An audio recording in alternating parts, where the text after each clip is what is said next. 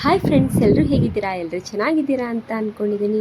Friends, ಇವತ್ತಿನ ವಿಡಿಯೋದಲ್ಲಿ ಉತ್ತರ ಕರ್ನಾಟಕದ ಜೋಳದ ರೊಟ್ಟಿ ಹಾಗೂ ಮುಟ್ಕಿ ರೊಟ್ಟಿನ ಹೇಗೆ ಮಾಡೋದು ಅಂತ ಇವತ್ತಿನ ವಿಡಿಯೋದಲ್ಲಿ ನೋಡ್ಕೊಂಡು ಬರೋಣ ಬನ್ನಿ. ತುಂಬಾ ಸಿಂಪಲ್ಲಾಗಿ ನಾವು ಜೋಳದ ರೊಟ್ಟಿ ಹಾಗೆ ಮುಟ್ಕಿ ರೊಟ್ಟಿನ ಹೇಗೆ ಮಾಡೋದು ಅಂತ ಇವತ್ತಿನ ವಿಡಿಯೋದಲ್ಲಿ ನೋಡ್ಕೊಳ್ಳೋಣ. ವಿಡಿಯೋ ಇಷ್ಟ ಆದರೆ ಲೈಕ್ ಮಾಡಿ, ಕಮೆಂಟ್ ಮಾಡಿ, ಶೇರ್ ಮಾಡಿ. ಹೊಸಬ್ರು ಯಾರು ನೋಡ್ತಾ ಇಲ್ಲ ಪ್ಲೀಸ್ ನನ್ನ ಚಾನಲ್ಗೆ ಸಬ್ಸ್ಕ್ರೈಬ್ ಮಾಡಿಕೊಂಡು ವಿಡಿಯೋನ ನೋಡಿ.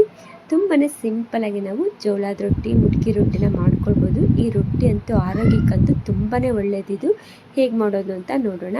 ನೋಡಿ ಫ್ರೆಂಡ್ಸ್, ನಾನಿಲ್ಲಿ 1 ಗ್ಲಾಸಷ್ಟು ನೀರನ್ನ ಪಾತ್ರೆಗಾಗಿ ಕುದಿಸ್ಕೊಳ್ತಾ ಇದ್ದೀನಿ. ನೀರು ಕುದಿ ಬಂದಿದೆ. ನಂತರ ಈ ಕಡೆ ನಾನು 1/4 kg ಜೋಳದ ಹಿಟ್ಟನ್ನ ನೋಡಿ ಒಂದ್ರೆ ಆಡಿ ಇಟ್ಕೊಂಡಿದ್ದೀನಿ. ಈ ರೀತಿಯಾಗಿ ಮಾಡ್ಕೊಳ್ಬೇಕಾಗುತ್ತೆ.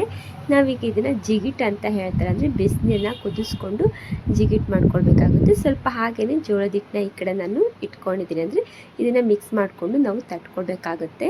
ನೋಡ್ತಾ ಇದ್ದಿಲ್ಲ, ಈ ರೀತಿಯಾಗಿ ನಾನು ಮಿಕ್ಸ್ ಮಾಡಿ ಇಟ್ಕೊಂಡಿದ್ದೀನಿ. ನಂತರ ನೋಡಿ ಇದಕ್ಕೆ ಮಧ್ಯ ಭಾಗದಲ್ಲಿ ನಾನು ಸ್ವಲ್ಪ ಹೋಲ್ ಮಾಡ್ಕೊಂಡಿದ್ದೀನಿ. ಈ ಮಧ್ಯಕ್ಕೆ ನಾನು ಸ್ವಲ್ಪ ಬಿಸಿ ನೀರಂತೂ ತುಂಬ ಚೆನ್ನಾಗಿ ಮಳ್ಳಿಸ್ಕೊಳ್ಬೇಕಾಗುತ್ತೆ.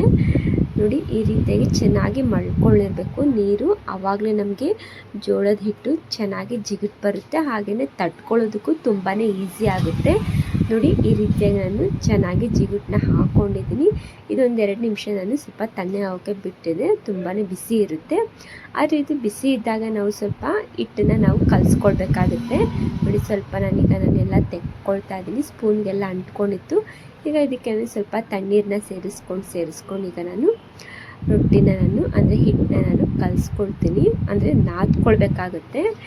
ಈ ಕಡೆ ಅಂತೂ ಉತ್ತರ ಕರ್ನಾಟಕದಲ್ಲಿ ಇದ್ದವ್ರಿಗೆಲ್ಲ ಈ ಜೋಳದ ರೊಟ್ಟಿ ಹೇಗೆ ಮಾಡೋದು, ಮುಟ್ಕಿ ರೊಟ್ಟಿ ಹೇಗೆ ಮಾಡೋದು ಅಂತ ತುಂಬ ಚೆನ್ನಾಗಿ ಗೊತ್ತಿರುತ್ತೆ.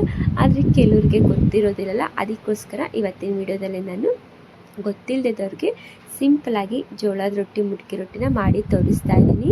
ನೋಡಿ ಈ ರೀತಿಯಾಗಿ ನಾನು ಕಲಸಿಟ್ಕೊಂಡಿದ್ದೀನಿ, ಅಂದರೆ ಜೋಳದ ಹಿಟ್ಟನ್ನ. ಈಗ ನೋಡಿ ನಮಗೆ ಎಷ್ಟು ಬೇಕಲ್ಲ ಅಷ್ಟು ದೊಡ್ಡದಾಗಿ ಚಿಕ್ಕದಾಗಿ ನಾನು ನಾದ್ಕೊಳ್ತೀನಿ. ಅಂದರೆ ಚೆನ್ನಾಗಿ ಇನ್ನೊಂದು ಸ್ವಲ್ಪ ಹಿಟ್ಟಿಗೆ ಸ್ವಲ್ಪ ನಾನು ನೀರನ್ನ ಹಾಕ್ಕೊಂಡು ಇನ್ನೊಂದು ಸ್ವಲ್ಪ ನಾನು ಜಾಸ್ತಿ ಜಿಗಿ ಬರೋ ತನಕ, ಅಂದರೆ ಅಂಟಬೇಕು. ಜಿಗಿ ಅಂದರೆ ಅಂಟು, ಆ ರೀತಿಯಾಗಿ ನಾನು ಕಲಿಸ್ಕೊಳ್ತಾ ಇದ್ದೀನಿ. ನೋಡಿ ಇದು ನಾನು ಚೆನ್ನಾಗಿ ಇನ್ನೊಂದ್ಸಲಿ ನೀರನ್ನ ಹಾಕ್ಕೊಂಡು ಈಗ ಕಲಿಸ್ಕೊಳ್ತಾ ಇದ್ದೀನಿ. ನಾನು ಒಂದು ರೊಟ್ಟಿನ ಈಗ ನಿಮ್ಮ ಮುಂದೆ ಮಾಡಿ ತೋರಿಸ್ತೀನಿ. ತುಂಬಾ ಚೆನ್ನಾಗಿ ಬರುತ್ತೆ. ಈ ರೀತಿಯಾಗಿ ನಾನು ಈ ಸೈಜ್ನ ತೊಗೊಂಡಿದ್ದೀನಿ.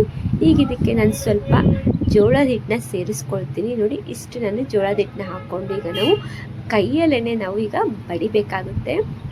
ಕೆಲವರು ಇದನ್ನು ಲಟ್ಟಣಿಯಲ್ಲಿ ಕೂಡ ಲಟ್ಟಿಸ್ತಾರೆ. ನಾವು ಚಪಾತಿ ಹೇಗೆ ಲಟ್ಟಿಸ್ತೀವಲ್ಲ ಅದೇ ರೀತಿಯಾಗಿ ಕೆಲವರು ಲಟ್ಟಣಿಯಲ್ಲಿ ಲಟ್ಟಿಸ್ತಾರೆ. ನಾನಿಲ್ಲಿ ಬಡಿದು ಮಾಡ್ತಾಯಿದ್ದೀನಿ.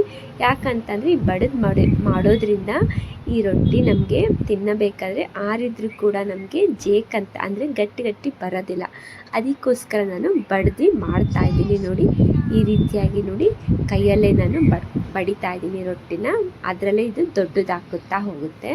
ನೋಡ್ತಾ ಇದ್ದಿರಲ್ಲ, ಈ ರೀತಿಯಾಗಿ ನಾನು ಕೈಯಲ್ಲೇ ನೋಡಿ ಎಷ್ಟು ದೊಡ್ಡದಾಗ್ತಾ ಇದೆ ಅಂತ ನೋಡ್ಬೋದು. ನೀವು ನೋಡಿಕೊಂಡು ಹಿಟ್ಟನ್ನ ನೀವು ಉಳ್ಳಿ ಮಾಡಿಕೊಂಡು ಲಟ್ಟಿಸ್ಕೊಳ್ಬೋದು, ಅಂದರೆ ತಟ್ಕೊಳ್ಬೋದು. ನೋಡಿ ಈ ರೀತಿಯಾಗಿ ನಾನು ತಟ್ಕೊಂಡಿದ್ದೀನಿ. ಈ ಕಡೆ ಗ್ಯಾಸ್ ಮೇಲೆ ನಾನು ರೊಟ್ಟಿ ಹಂಚನ್ನು ಕೂಡ ನಾನು ಬಿಸಿ ಮಾಡೋಕ್ಕೆ ಇಟ್ಕೊಂಡಿದ್ದೆ. ಅದು ಕೂಡ ಕಾದಿತ್ತು. ಈಗ ಅದಕ್ಕೆ ನೋಡಿ ನಾನು ರೊಟ್ಟಿನ ತಟ್ಕೊಂಡಿದ್ನಲ್ಲ ಅದನ್ನು ಕೂಡ ಸೇರಿಸ್ಕೊಂಡು ಈಗ ನಾನು ಒಂದು ಹಸಿ ಬಟ್ಟೆನ ಮಾಡಿಕೊಂಡು, ಅಂದರೆ ನೀರೊಳಗೆ ಬಟ್ಟೆ ಹಚ್ಕೊಂಡು ಈ ರೀತಿಯಾಗಿ ರೊಟ್ಟಿ ಮೇಲೆ ನಾನೀಗ ನೀರನ್ನೆಲ್ಲ ಹಚ್ಕೊಳ್ತಾ ಇದ್ದೀನಿ. ಇದಕ್ಕೆ ನಾವು ಎಣ್ಣೆ ಹಾಕಿ ಬೇಯಿಸೋ ಹಾಗಿಲ್ಲ, ನೀರಲ್ಲೇ ಈ ರೀತಿಯಾಗಿ ನಾವು ಮಾಡ್ಕೊಳ್ಬೇಕಾಗತ್ತೆ. ನೋಡಿ ಈಗ ಈ ಕಡೆ ಉಲ್ಟನ ಮಾಡಿ ತಿರುಗಿಸ್ಕೊಳ್ಳೋಣ. ಈಗ ಉಲ್ಟ ಮಾಡಿದ ನಂತರ ನೋಡಿ ಈ ರೀತಿಯಾಗಿ ಇನ್ನೊಂದು ಒಣಗಿರೋ ಬಟ್ಟೆಲೆ ನಾವು ಚೆನ್ನಾಗಿರೋ ಬಟ್ಟೆ ಇಟ್ಕೊಳ್ಬೇಕಾಗುತ್ತೆ. ಕಾಟನ್ ಬಟ್ಟೆ ಆದರೂ ಪರವಾಗಿಲ್ಲ, ಇದು ರೊಟ್ಟಿಗೆ ಅಂತ ನಾವು ಇಟ್ಕೊಳ್ಬೇಕಾಗುತ್ತೆ. ನೋಡಿ ಈ ರೀತಿಯಾಗಿ ನಾನು ಸ್ವಲ್ಪ ಪ್ರೆಸ್ ಮಾಡ್ಕೊಳ್ತಾ ಬೇಯಿಸ್ಕೊಳ್ತಾ ಹೋಗ್ತೀನಿ. ನೋಡಿ ಯಾವ ರೀತಿಯಾಗಿ ರೊಟ್ಟಿ ಉಬ್ಬುತ್ತೆ ಅಂತ ನೋಡ್ಬೋದು. ನೋಡಿ ಈ ರೀತಿಯಾಗಿ ನಾನು ಒಂದೊಂದೇ ರೊಟ್ಟಿನ ಈ ಥರ ನಾನು ಮಾಡ್ಕೊಳ್ತೀನಿ. ಎಷ್ಟು ತುಂಬ ಈಸಿಯಾಗಿ ನಾವು ರೊಟ್ಟಿನ ಮನೆಯಲ್ಲಿ ಜೋಳದ ರೊಟ್ಟಿ ಮಾಡ್ಕೊಳ್ಬೋದು.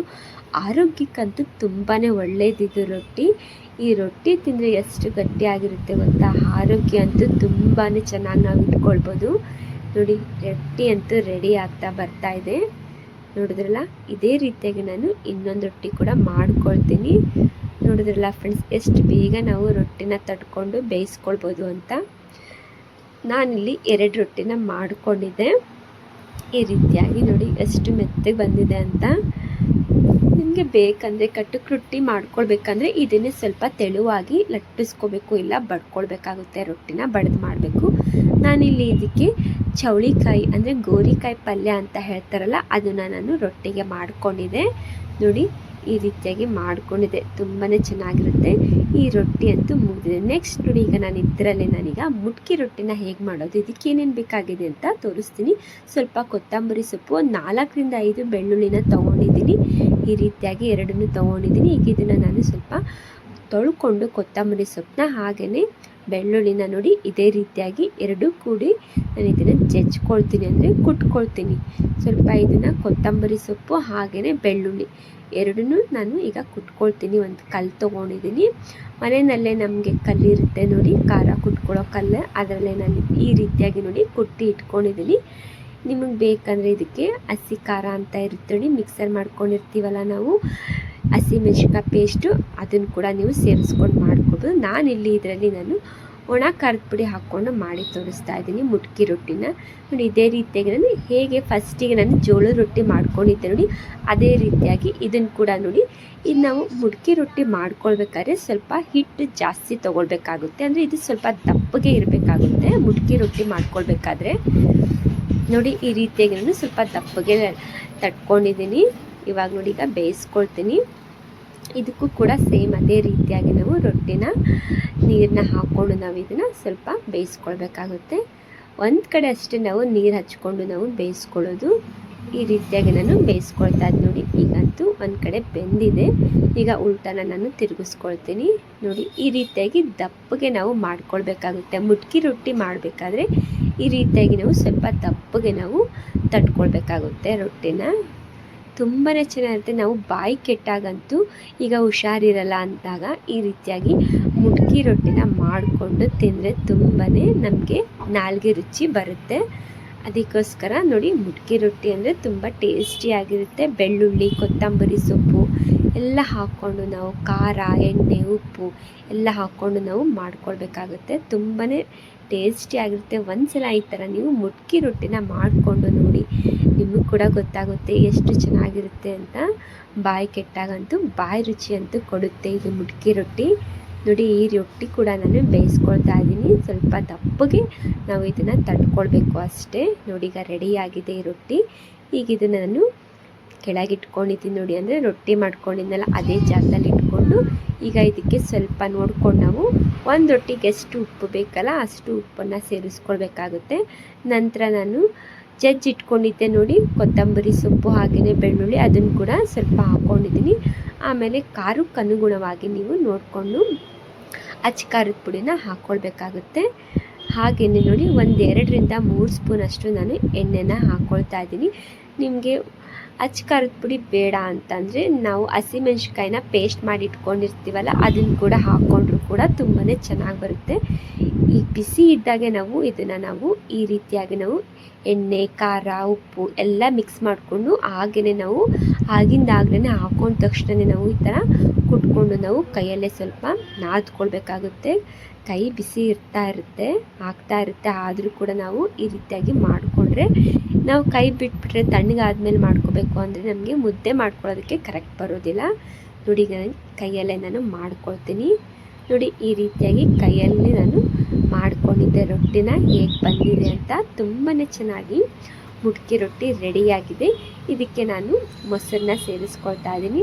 ಈ ಮೊಸರನ್ನ ಬೇಕಂದರೆ ನೀವು ಆಪ್ಷನಲ್ಲೂ ಮೊಸರನ್ನ ಹಾಕ್ಕೊಂಡು ತಿನ್ಬೋದು, ಬೇಡ ಅಂದರೆ ಹಾಗೆ ಸ್ಕಿಪ್ ಮಾಡ್ಬೋದು, ಹಾಗೆ ತಿನ್ಬೋದು. ನೋಡಿದ್ರಲ್ಲ ಫ್ರೆಂಡ್ಸ್, ಇವತ್ತಿನ ವಿಡಿಯೋ ಜೋಳದ ರೊಟ್ಟಿ ಹಾಗೆಯೇ ಮುಟ್ಕಿ ರೊಟ್ಟಿ ಹೇಗೆ ಬಂದಿದೆ ಅಂತ ಕಮೆಂಟ್ ಮಾಡಿ ಹೇಳಿ. Thank you for the watching. Okay, bye bye.